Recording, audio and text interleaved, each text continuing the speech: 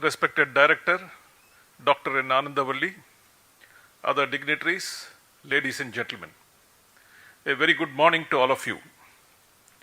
In his play, Twelfth Night, William Shakespeare wrote, "Some are born great, some achieve greatness, and some others have greatness thrust upon them."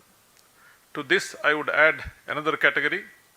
There are some whose true greatness is not realized during their lifetime, but long after their death, and thereafter their name and fame keep growing by the day. Dr. B.R. Ambedkar, popularly known as Babasaheb, belongs to this fourth category. We are assembled here today to celebrate the 133rd birth anniversary of a noble son of India who was the architect of India's constitution, champion of the downtrodden, scholar extraordinary, man of action, and an accomplished minister. First, as the member in charge of Labour, Irrigation and Coal in the Viceroy's Executive Council between 1942 and 1946, and later as Law Minister in Prime Minister Jawaharlal Nehru's first cabinet between 1947 and 1951. உண்மையான புரட்சி தலைவர் என்றால் அம்பேத்கர் தான். Babasaheb's attempts at social reform made him very unpopular with the caste Hindus of the time. During his lifetime, in the words of his biographer Dhananjay Keer, Babasaheb was perhaps the most hated man in India, but he soldiered on. In Ambedkar's own words, a political tyranny is nothing compared to social tyranny, and a reformer who defies society is a more courageous man than a politician who defies government. When he died on December 6, 1956, Prime Minister Nehru released a terse condolence message in which he described Ambedkar as a very controversial figure in Indian politics. You don't say that in a condolence message, but Prime Minister Nehru said that. Now, why did Babasaheb become so controversial and so unpopular? The first reason was that he had raised the banner of revolt against the oppressive features of the Hindu caste system and untouchability. If you have not read his classic text, Annihilation of Caste, please do so. Ambedkar wrote, "Caste is not a physical object like a wall of bricks or a line of barbed wire which prevents the Hindus from commingling and which therefore has to be pulled down. Caste is a notion, it is a state of the mind." He added, "The outcast is a byproduct of the caste system. There will be outcasts as long as there are castes. Nothing can emancipate the outcasts except the destruction of the caste system." He organized several non-violent movements to secure civil rights to the untouchables. The second reason was that Ambedkar was openly critical of Mahatma Gandhi. The two of them were polar opposites in their beliefs and worldviews. Gandhi was a staunch defender of the caste system. Ambedkar wanted caste eradicated. Gandhi was for cottage and village industries. Ambedkar saw industrialization as the answer to India's poverty. Gandhi wanted village panchayats to be autonomous republics in which, that would be the legislature, judiciary and executive combined. Ambedkar said, "These village panchayat republics have been the ruination of India. What is a village but a sink of localism, a den of ignorance, narrow-mindedness and communalism?" சுருக்கமாக சொல்லப்போனால் காந்தி பாரம்பரியத்தின் பிரதிநிதி, அம்பேத்கர் நவீனத்துவத்தின் பிரதிநிதி. The third reason why he became unpopular was Babasaheb lobbied very hard for a separate electorate for the scheduled castes. But after Mahatma Gandhi's threat of a fast unto death resulting in the Pune Pact of 1932, he settled for proportional representation, reservation of seats in the parliament and state legislatures for the scheduled castes and scheduled tribes. The fourth reason was he was instrumental in securing reservations in higher education and public jobs under Articles 15 and 16 of the Constitution of India for scheduled castes, scheduled tribes, and other backward classes, which did not please the upper caste. The fifth reason was, as the first law minister of Nehru's cabinet, Ambedkar drafted and moved the Hindu Code Bill to reform the traditional Hindu law by banning polygamy. In those days, Hindus could marry without limit. Hindu males could marry without limit, introducing the concept of divorce and giving women property rights. When the bill could not be passed due to vigorous opposition from orthodox Hindu elements both within Congress and outside, Ambedkar resigned in a huff in September 1951. Prime Minister Nehru succeeded in passing the Hindu Code Bill later as 4 separate laws even during Babasaheb's lifetime. The sixth reason was Ambedkar courted controversy by openly declaring that though he was born a Hindu, he would not die a Hindu. He converted to Buddhism 2 months before his death, along with 5 lakh followers. It was therefore no surprise that Babasaheb met with the same fate as Thomas Paine did 1.5 centuries earlier. You may know that Thomas Paine was an Englishman who emigrated to America and who has the unique distinction of participating in 2 revolutions, the American War of Independence and the French Revolution. He was one of the founding fathers of the USA, and he was also elected as a member of the Parliament of Revolutionary France. Yet, Thomas Paine became very controversial and unpopular because he dared to write in 1794 a book called Age of Reason, which was a devastating critique of Christianity and the Bible.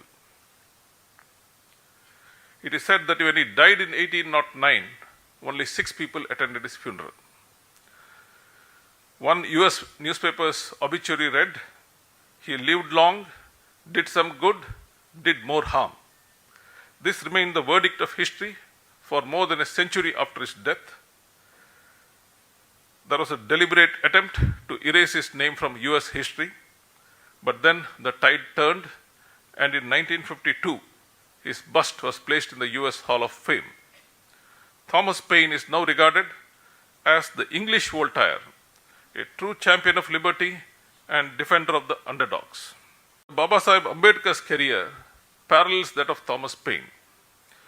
Between 1956 and 1990, there was a similar conspiracy of silence to erase Babasaheb's name from public memory. School textbooks either did not mention his name at all or mentioned it in passing.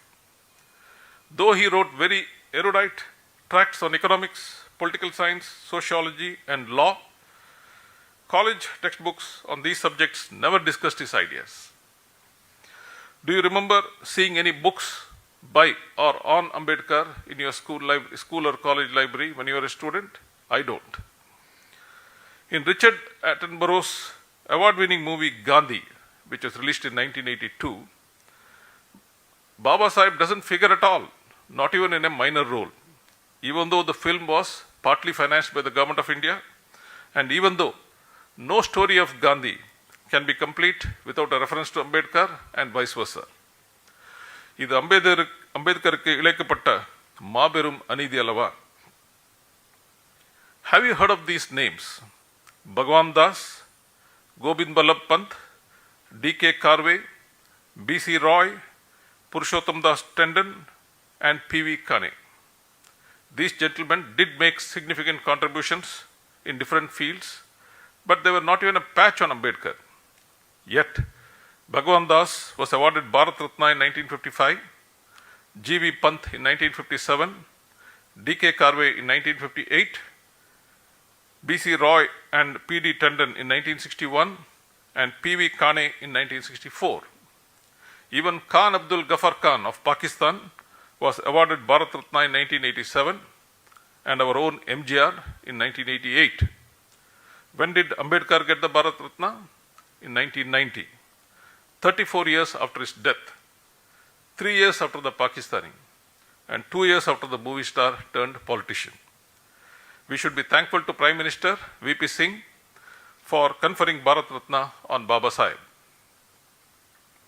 We should also be thankful to Sharad Pawar, who as Chief Minister of Maharashtra in 1979 constituted a committee to compile Ambedkar's writings and speeches and got them published in 17 volumes, running to thousands of pages through the Education Department of the Government of Maharashtra.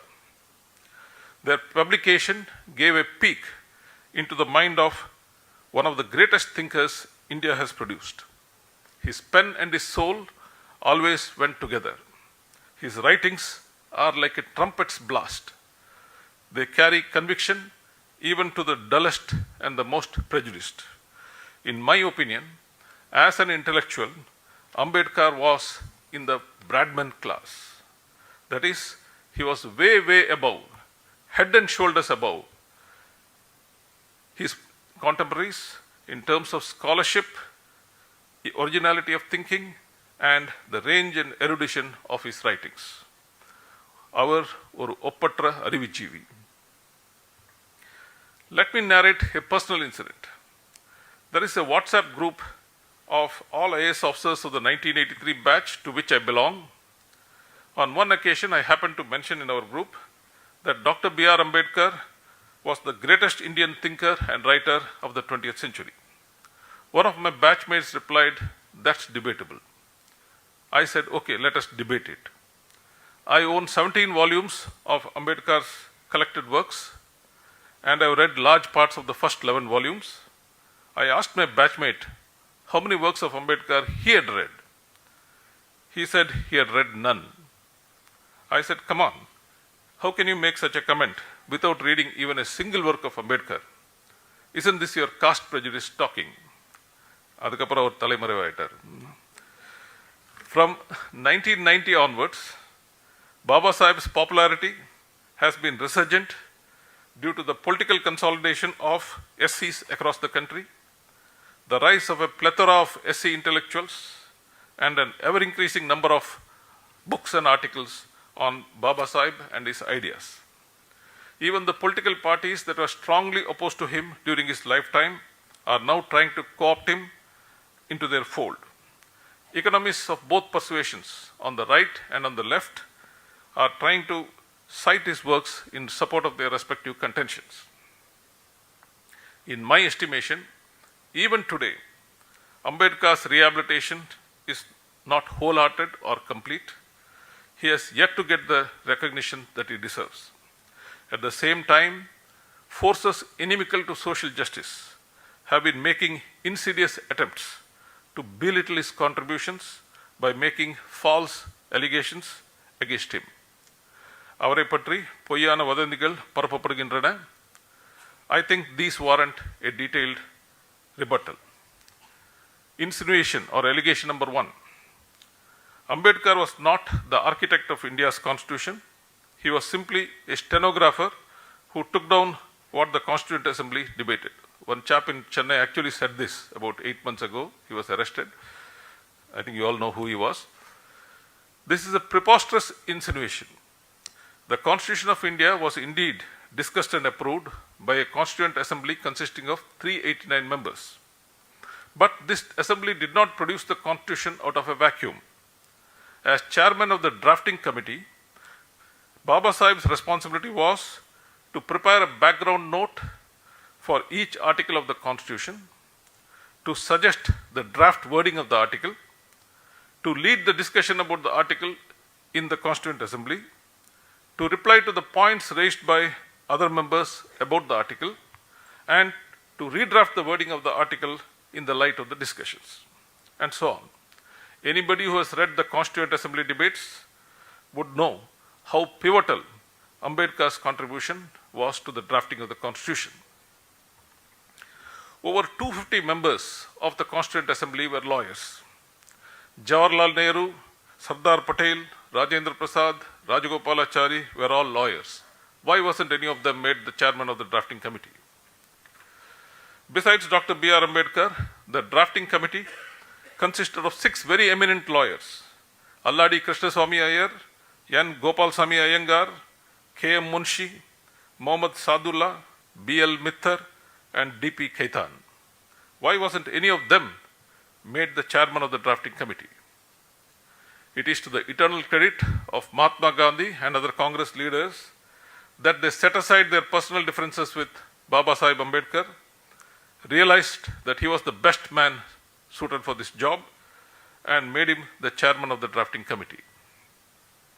After the Constitution of India was enacted, Dr. Rajendra Prasad, the President of the Constituent Assembly, who went on to become the first President of India, gave this handsome compliment to Ambedkar. I have realized with what zeal the members of the drafting committee, and especially its chairman, Dr. Ambedkar, despite his indifferent health, have worked. We never made a decision so right as when we put him on the drafting committee and made him its chairman.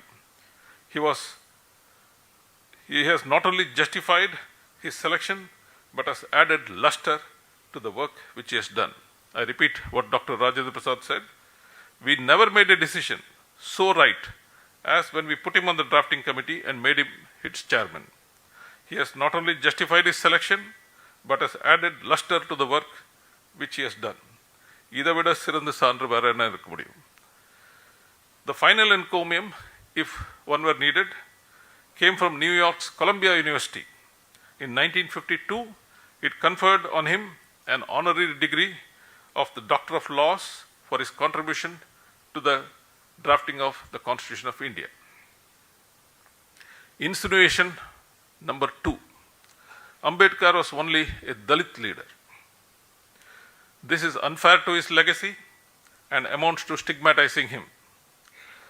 If you read Babasaheb's speeches and writings, you will find that he did not write and speak for the emancipation of SCs alone.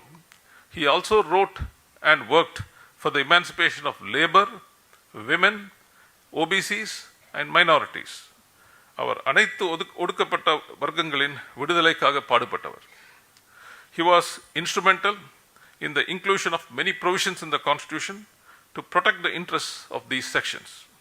Let me give 3 examples. By the 1930s, Ambedkar had emerged as a leading trade union lawyer. In 1936, he founded the Independent Labour Party to protect the interests of tenants, agricultural workers, and industrial workers. As the labor member on the Viceroy's Executive Council, he introduced many labor reforms, including the reduction in the number of working hours from 10 hours to 8 hours per day. About 1 year ago, the DMK government tried to increase the number of working hours from 8 to 12. Of course, it couldn't do it, but that's another story. Babasaheb's passion for gender equality may be seen in this quote: I measure the progress of a community by the degree of progress which women have achieved. He recommended education, increasing the minimum age of marriage, family planning, participation in political and social struggles, side by side with men, etc., as strategies for the emancipation of women. As already mentioned, he was instrumental in moving the Hindu Code Bill. Ambedkar encouraged OBC leaders to form an All India Backward Classes Federation in 1950. He gave 2 reasons for his resignation from Nehru's cabinet in September 1951. First reason was his frustration at not being able to get the Hindu Code Bill passed. The second reason was his unhappiness that not enough was being done by Nehru's government to promote the interests of the backward classes. This shows that Babasaheb had the interest of OBCs very much in his heart. Insinuation number 3. Ambedkar was a British stooge who worked against the Congress and by implication against independence. Babasaheb assessed correctly that his chances of doing something tangible for the upliftment of the SCs were remote if he joined the Congress, which was then dominated by the upper caste, and had put social issues on the back burner. So he vociferously opposed the Congress, forced its leaders to introspect about social reforms and extracted as many concessions as possible for the SCs from the Government of India, both before independence and after. I think this was the correct strategy. As Ambedkar put it, lost rights are never regained by appeals to the conscience of the usurpers, but by relentless struggle. Goats are used for sacrificial offerings and not lions. நீங்கள் குனிய குனிய கூட்டிட்டு தான் இருப்பானுங்க, நீங்கள் தலை நிமிர்ந்து நின்னாதான் இறங்கி வருவாங்க. இது தெரிஞ்ச விஷயம் தான். By temperament, Ambedkar was not one to cringe before the British or anybody else for that matter.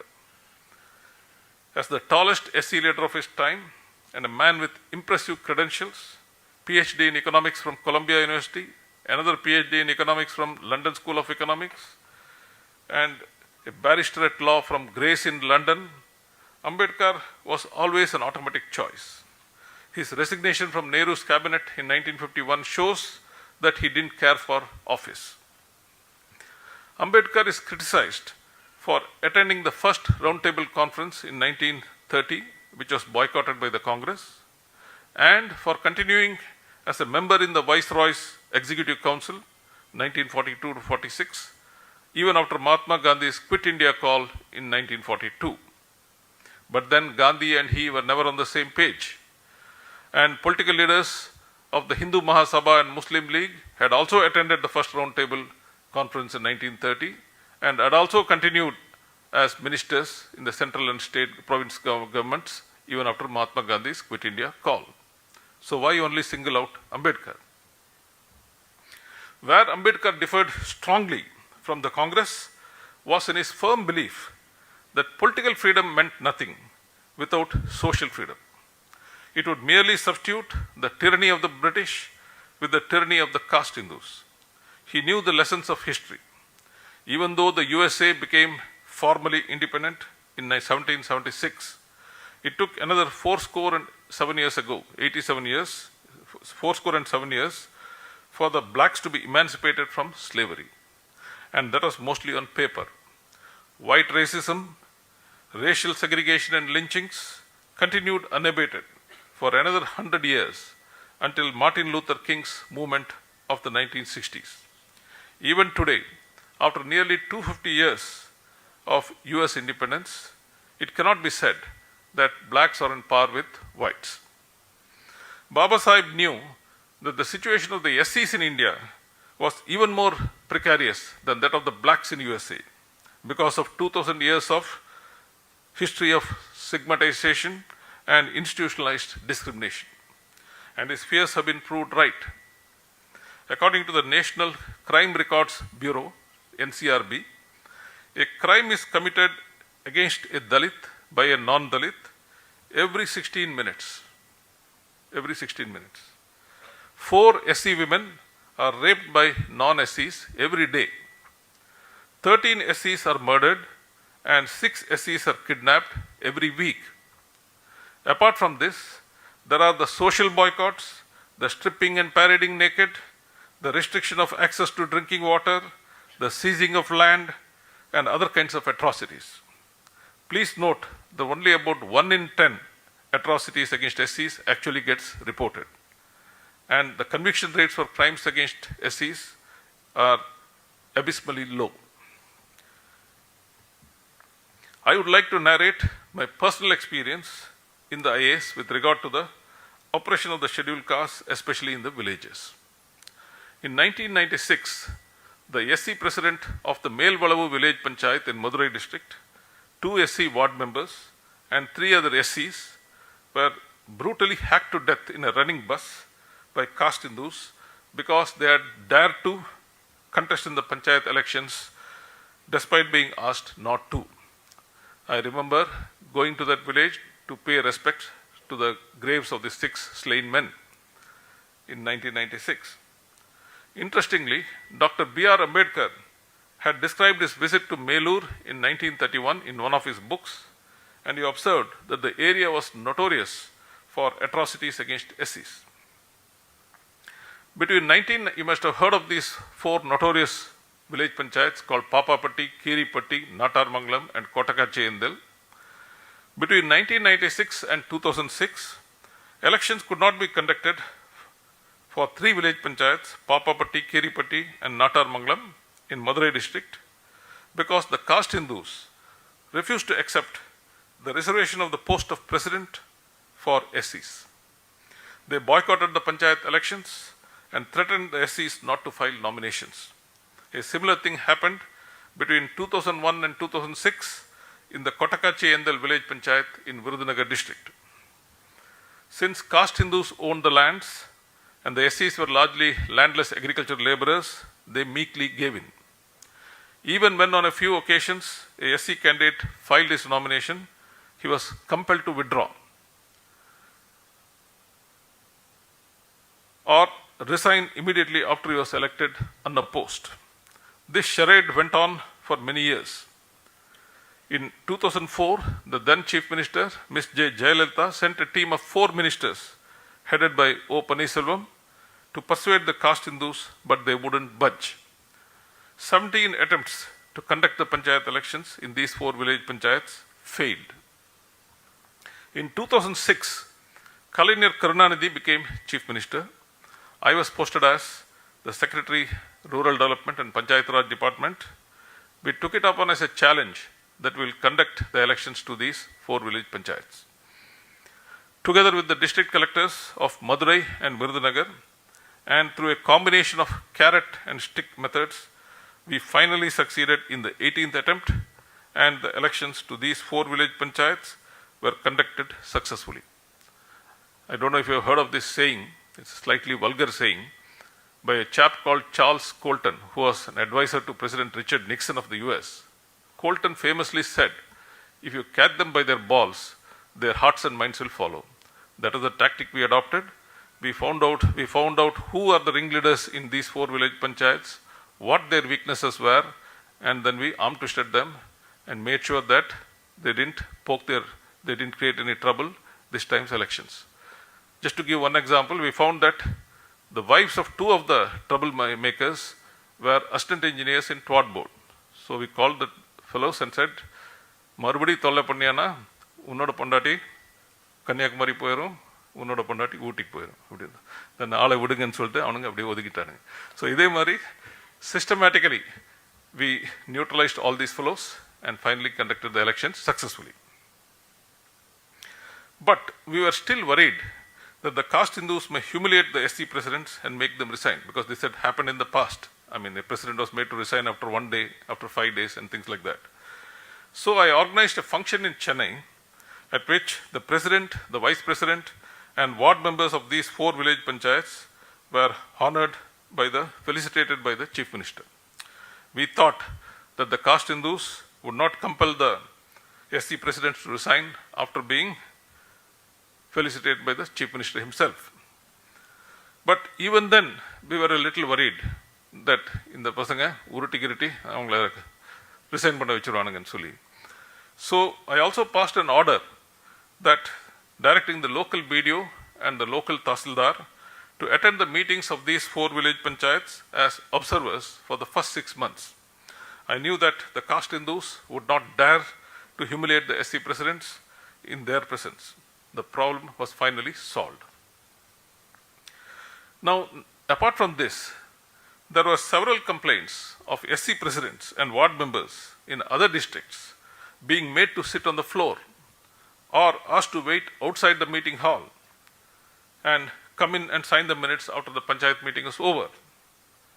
I instructed the district collectors to have a meeting with all SC village panchayat presidents in their district, asked them if they were being humiliated in this manner by the caste Hindus. I made them issue stern warning to the vice presidents and ward members among caste Hindus who ill-treated the SC presidents and ward members. The collectors also threatened to arrest them if there was any repetition of such incidents. The problem ceased, but they continue to crop up periodically.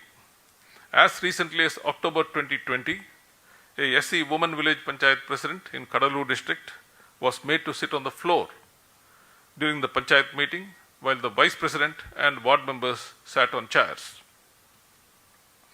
Imagine, the reason why I'm telling you all this is, imagine if things are this bad in the 21st century, how bad they must have been in the first half of the 20th century when Ambedkar was active. If things are this bad in a progressive state like Tamil Nadu, imagine how bad they must be in the other states. And if SC elected representatives are treated this badly, how badly the ordinary SC folk would be treated in their villages on a day-to-day basis. In a hierarchical society divided along caste lines, devolving legislative, judicial and executive powers to village panchayats, making them autonomous republics, as Mahatma Gandhi said, would be a very wrong decision. It would be dangerous and actually increase caste oppression. In conclusion, I would like to read out the memorable tribute paid by the great American orator Robert Greene Ingersoll to Thomas Paine, which seems almost tailor-made for Dr. B.R. Ambedkar. நான் இதை இப்போ வாசிக்கிறேன்.